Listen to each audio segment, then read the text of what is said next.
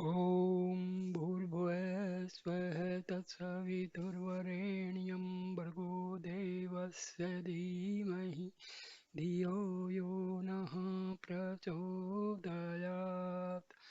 Om Shanti Shanti Shanti.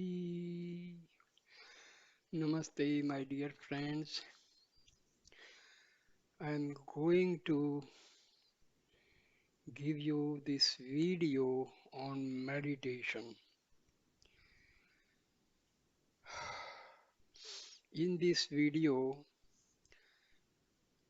Maharshi Ramnath's direct disciple or devotee Kunju Swami has revealed about meditation what was told and advised by his Sadguru Maharshi Ramana.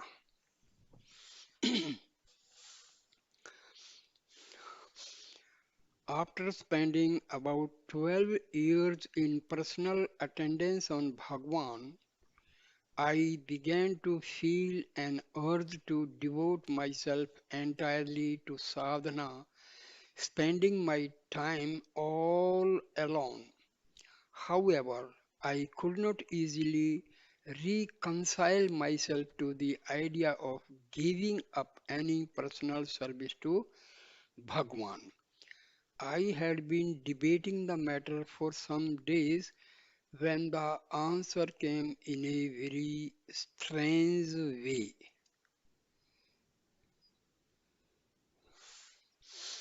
As I entered the hall one day, I heard Bhagwan explaining to others who were there that real service to him did not mean attending to his physical needs, but following the essence of his teachings.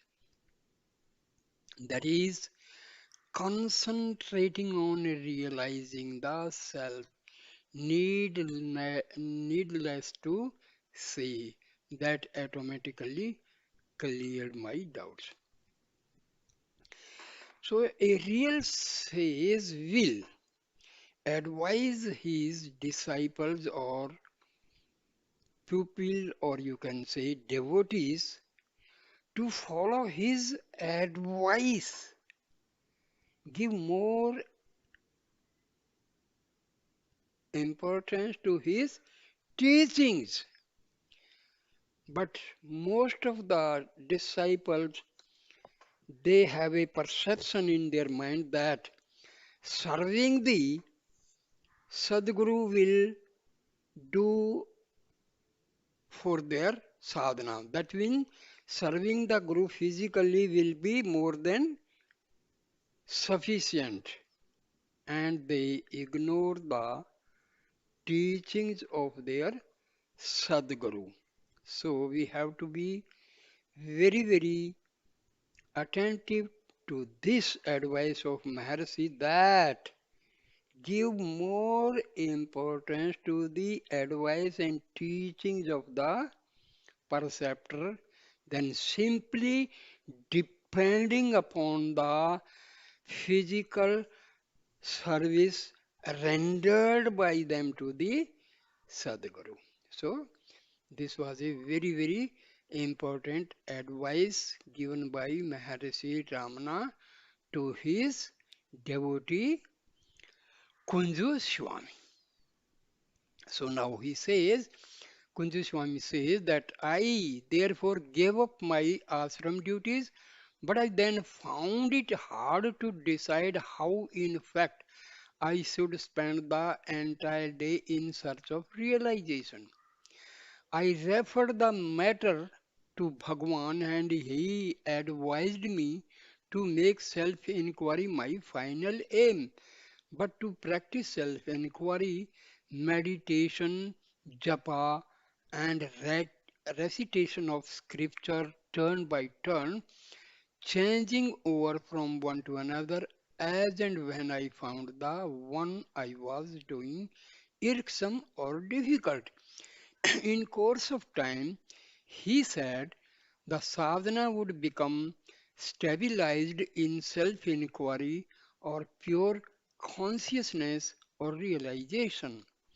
From my personal experience as well as from that of others, within my knowledge, I can say that before recommending any path to an aspirant, Bhagwan would first find out from him what aspect or form or path he was naturally drawn to and then recommend him to follow it. He would sometimes endorse the traditional stages of sadhana, advancing from worship puja to incantation japa, then to meditation dhyana, and finally to self inquiry vichara. However, he also used to say that continuous and rigorous practice of any one of these methods was adequate in itself to lead to realization. Thus, for instance, when one adopts the method of worship, any of the Shakti, one should, by constant practice and concentration, be able to see the Shakti everywhere and always and in everything, and thus give up identification with the ego. Similarly, with japa, by constant and continuous repetition of a mantra, one gets merged in and loses all sense of separate individuality. In a dhyana, again in constant meditation with bhavana or deep feeling, one attains the state of bhamantita, bhavanatita, which is only another name for pure consciousness. Thus, any method, if taken earnestly and practiced unremittingly, will result in any elimination of the I and lead to the goal of realization. Once some awkward problems concerning ashram management cropped up. Without being directly concerned, I was worried about them as I felt that failure to solve them satisfactorily would impair the good name of the ashram. One day, two or three devotees went to Bhagwan and put the problems before him. I happened to enter the hall while they were talking about them, and he immediately turned to me and asked me why I had come in at this time and why I was interesting myself in such matters. I did not grasp the meaning of his question. So Bhagwan explained that a person should occupy himself only with that purpose with which he had originally come to the ashram and asked me what my original purpose had been. I replied, to receive Bhagwan's grace. So he said, then occupy yourself with that only. He further continued by asking me whether I had any interest in matters concerning the ashram management when I first came here. On my replying that I had not, he added, then concentrate on the original purpose of your coming here. So, about meditation, we will learn some more deep knowledge about meditation. So, some questions are put to Maharishi Ramana by the devotees, and he answered these questions and satisfied their query. What is the difference between meditation and distraction? Bhagwan Ramana replies, no difference. When there are thoughts, it is a distraction. When there are no thoughts, it is meditation. However, meditation is only practice as distinguished from the real state of peace. Devotee puts the question to Maharishi Ramana. How to practice meditation? Maharishi replies, keep off thoughts. Devotee, how to reconcile work with meditation? Devotee asks, how to reconcile work with meditation? Sri Ramana, who is the worker? Let him who work ask the question. You are always the self. You are not the mind. It is the mind which raises these questions. Work proceeds always in the presence of self only. Work is no hindrance to realization. It is the mistaken identity of the worker that troubles one. Get rid of the false identity. Mr. B.C. Das, the physics lecturer, asked, contemplation is possible only with control of mind, and control can be accomplished only by contemplation. Is it not a vicious circle? Maharishi replies, yes, they are interdependent. They must go on side by side. Practice and dispassion bring about the result gradually. Dispassion is practiced to check the mind from being projected outward. Practice is to keep it turned inward. There is a struggle between control and contemplation. It is going on constantly within contemplation will in due course be successful. Devotee, how to begin? Your grace is needed for it. Maharishi replies, grace is always there. This passion cannot be acquired, not a realization of the truth, nor in inherence in the self, in the absence of Guru's grace. The Master quoted. Practice is necessary. It is like training a robust bull confined to his stall by tempting him with luscious grass and preventing him from straying.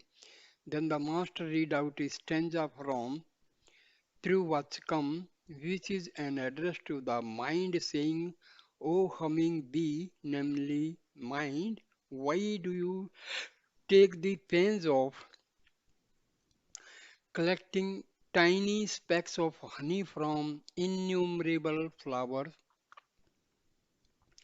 There is one from whom you can have the whole storehouse of honey by simply thinking or seeing or speaking of him. Get within and hum to him, Harinkara. Devotee. Should one have a forum in one's mind, supplemented with reading or chanting God's name in one's meditation? Sri Ramana. What is mental conception except it be meditation? Devotee. Should the forum be supplemented by repetition of mantras or dwelling on divine attributes? Sri Ramana. When japa is the predominating tendency, vocal japa becomes eventually mental, which is the same as meditation. Now, talk number 293. Mr. K.K.V. Iyer. There is no way found to go inward by means of meditation. Maharishi, where else are we now? Our very being is that devotee. Being so, we are ignorant of it. Sri Ramana, ignorant of what and whose is the ignorance? If ignorant of the self, are there two selves?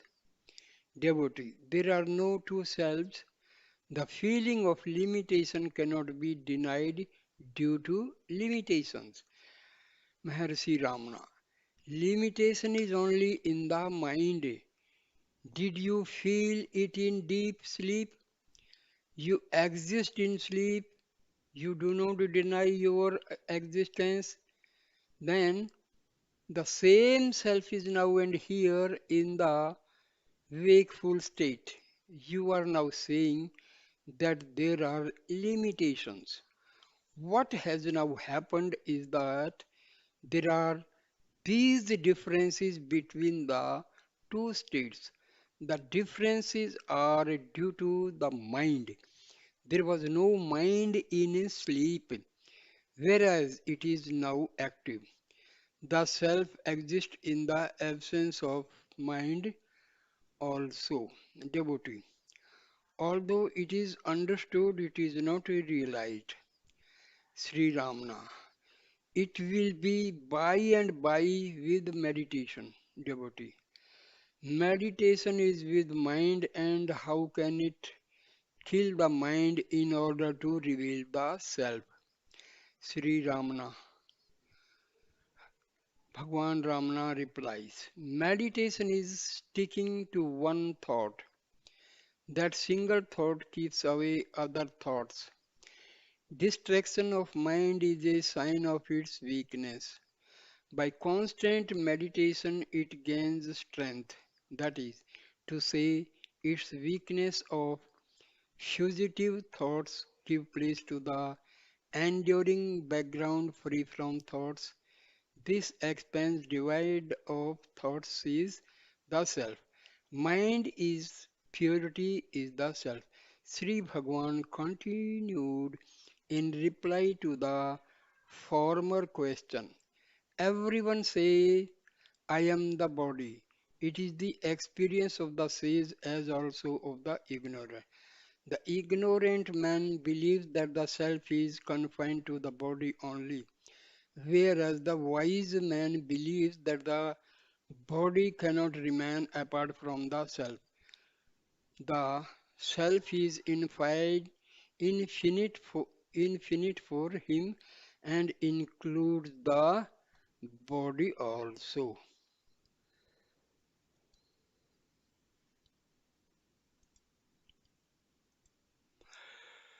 Next, Mr.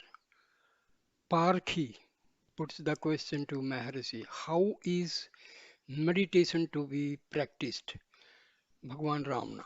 Meditation is truly speaking Atmanistha, that is, to be fixed as the self.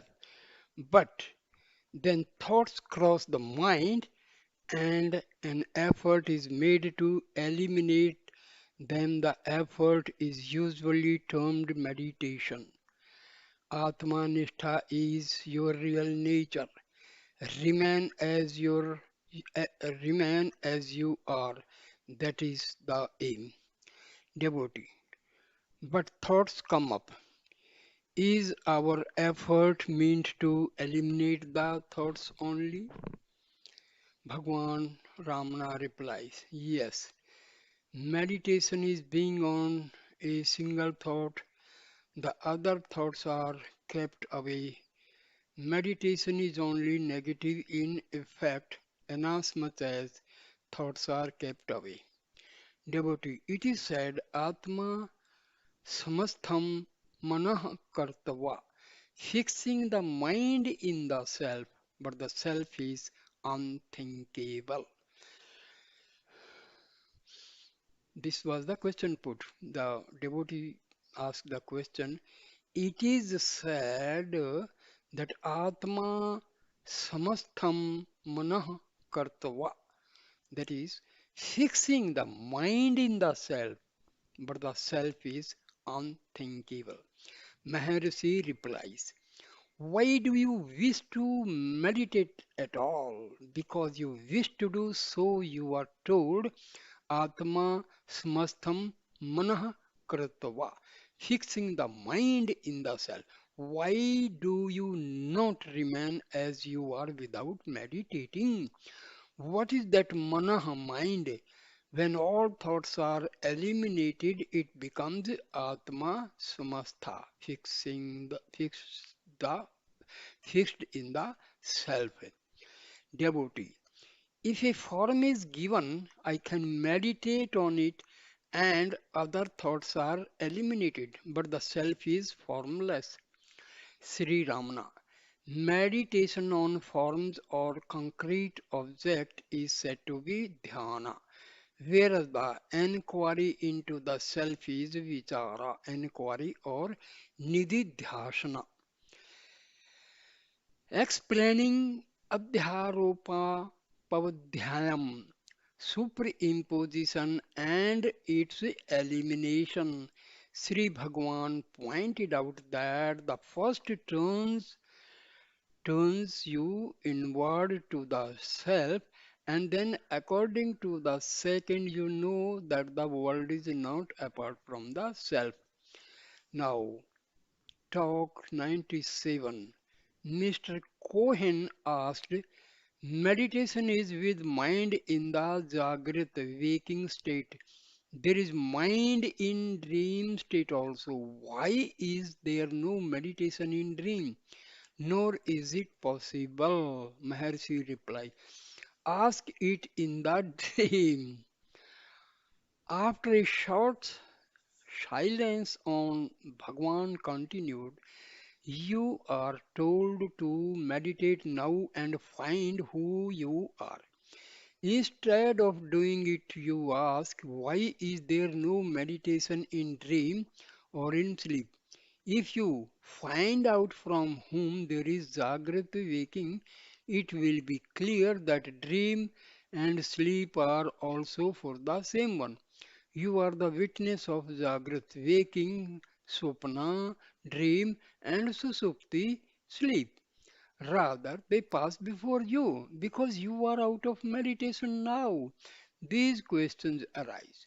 Stick to meditation and see if these questions arise.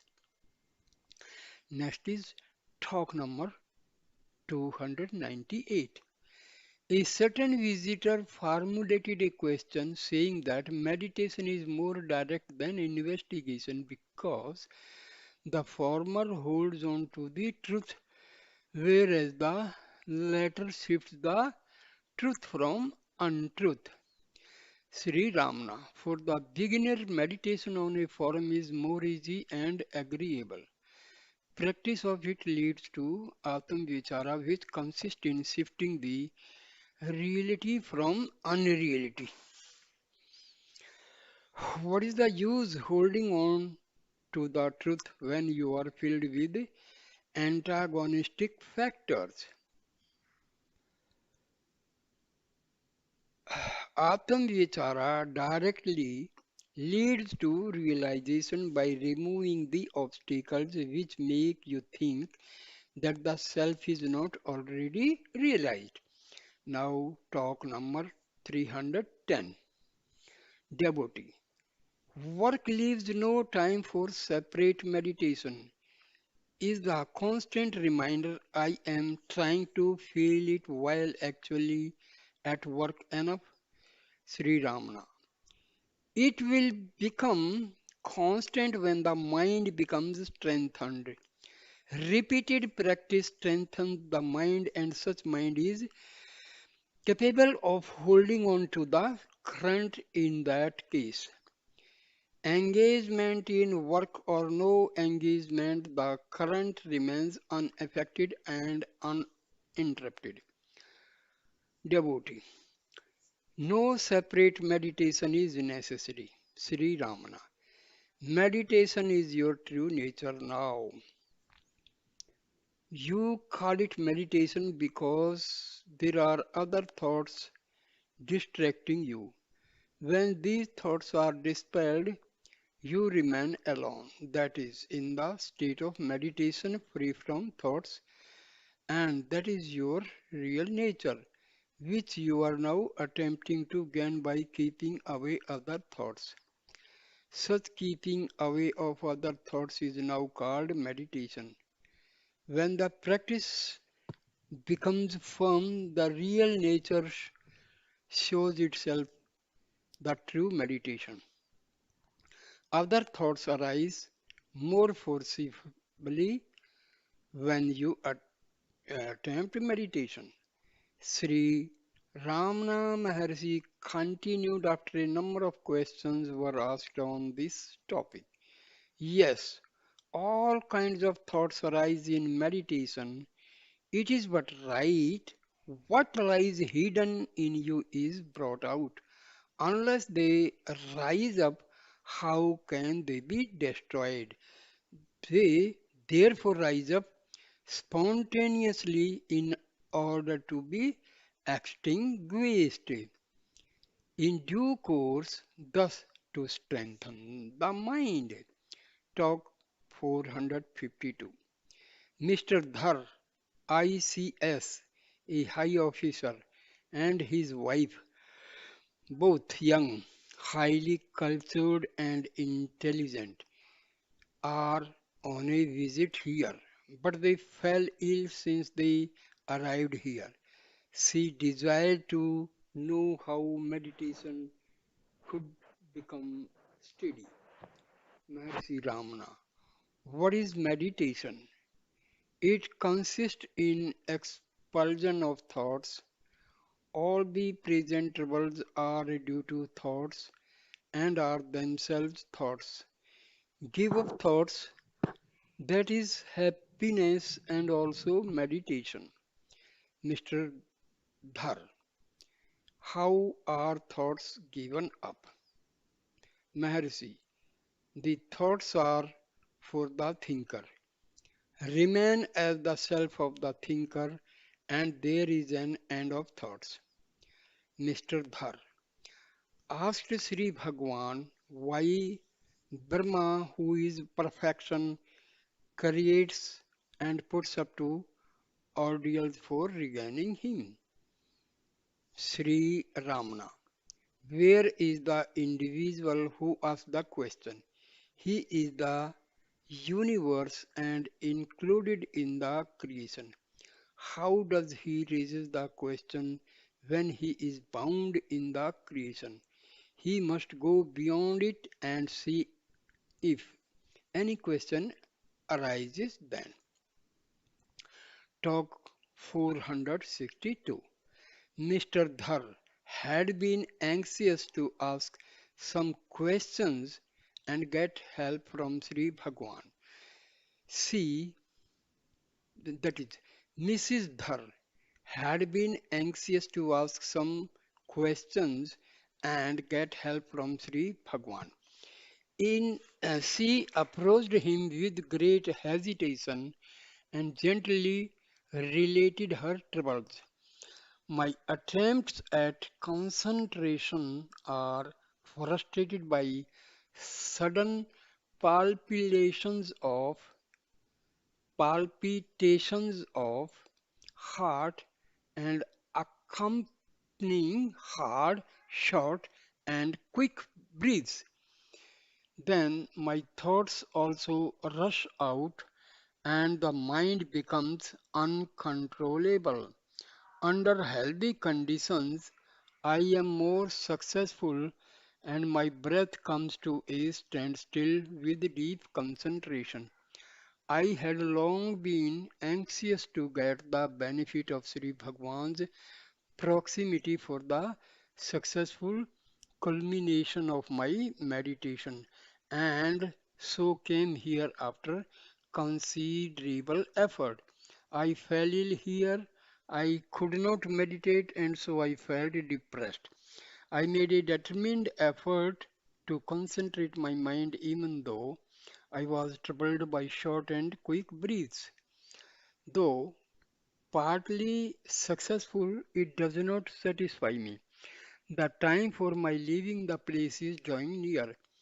I feel more and more depressed as I contemplate leaving the place. Here I find people obtaining peace by meditation in the hall, whereas I am not blessed with such peace. This itself has a depressing effect on me. Sri Bhagwan replied. This thought, I am not able to concentrate, is itself an obstacle. Why should the thought arise? Devotee, can one remain without thoughts rising all the 24 hours of the day? Should I remain without meditation? Maharishi replies. What is ours again? It is a concept. Each question of yours is prompted by a thought. Your nature is peace and happiness. Thoughts are the obstacles to realization. One's meditation or concentration is meant to get rid of obstacles and not to gain the self. Does anyone remain apart from the self? No. The true nature of the self is declared to be peace. If the same peace is not found, the non-finding is only a thought which is alien to the self. One practices meditation only to get rid of these alien fancies. So, then a thought must be quelled as soon as it rises. Whenever a thought arises, do not be carried away by it. You become aware of the body when you forget the self. But can you forget the self? Being the self, how can you forget it? There must be two selves for one to forget the other. It is absurd. So the self is not depressed. It is not so imperfect. It is ever happy. The contrary feeling is a m- mere thought which has actually no stamina in it. Be rid of thoughts. Why should one attempt meditation? Being the self, one remain always realized only be from thoughts. You think that your health does not permit your meditation. This depression must be traced to its origin. The origin is the wrong identification of the body with the self.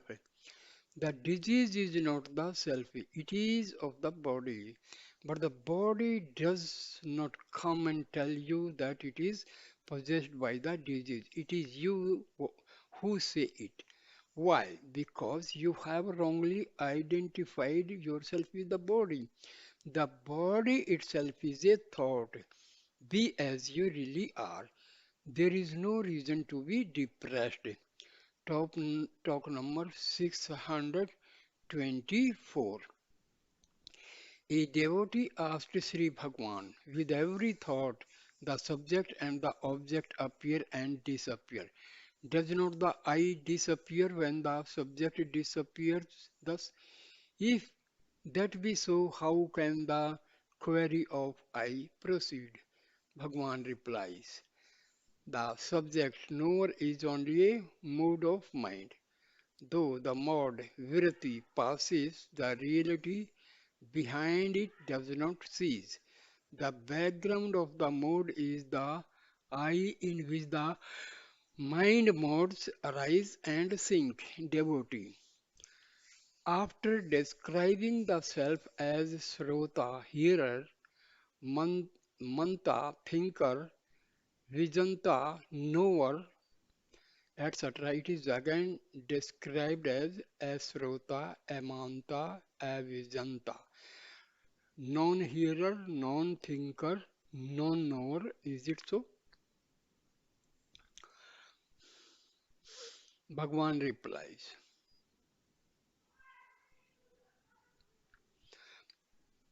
Just so, the common man is aware of himself only when modifications arise in the intellect. Ji- Jivanana Maya Kosa, Vigyanmaya Kosa. These modifications are transient. They arise and set.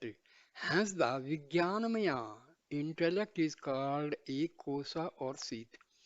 When pure awareness is left over, it is itself the chit, self or the supreme. To be in one's natural state on the subsistence of thoughts is bliss. If that bliss be transient, arising and setting, then it is only the seat of bliss. Anandmaya kosa, not the pure self. What is needed is to fix the attention of the pure, i.e., of the subsi-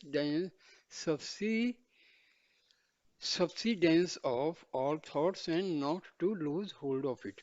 This has to be described as an extremely subtle thought as it cannot be spoken of at all, since, since it is no other than the real self. Who is to speak of it, to whom, and how? This is well explained in Kaivalyam and Viveka Chudamani. Thus, though in deep sleep, the awareness of the self is not lost. The ignorance of the jiva is not affected by it. For this ignorance to be destroyed, this subtle state of mind, virti jnanam, is necessary. In the sunshine, cotton does not burn.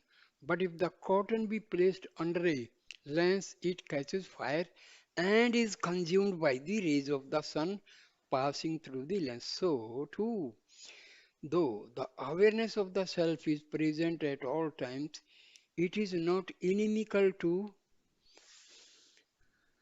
ignorance. If by meditation the subtle state of thought is won, then ignorance is destroyed. Also in Viveka Chudamani, the exceedingly subtle Supreme Self cannot be seen by the gross eye, and this is self shining and witnesses all. This subtle, this subtle mental state is not a modification of mind called virati, because the mental states are of two kinds. One is the natural state and the other is transformation into forms of objects. The first is the truth and the other is according to doer. True Tantra. When the latter perishes like the clearing nut paste in water, the former will remain over. The means for this end is meditation. Though this is with the triad of distinction, Tripati, it will finally end in pure awareness. Jnanam. Meditation needs effort. Jnanam is effortless. Meditation can be done or not done or wrongly done. Is not so. Meditation is described as Kartru Tantra, as doer's own. Jnanam as Vastu Tantra, the Supreme's own. So, this is all about this topic. So, thank you, my dear friends, for watching and listening this very useful piece of knowledge. Thank you. Please like, comment, and share the video and subscribe my channel. Thank you.